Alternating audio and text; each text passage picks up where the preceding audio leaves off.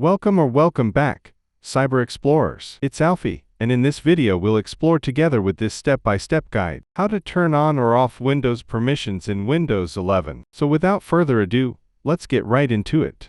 Press the Windows key +I on your keyboard, or right-click on the Start button and select Settings. In the Settings window, click on Privacy and Security. Scroll down to the Windows Permissions section, where you'll see different categories like General, Speech, Inking and Typing, Personalization, etc. Select the category you want to manage. After selecting a category, you will see a list of settings. Choose the setting you want to change. Use the toggle switch to turn it on or off as needed.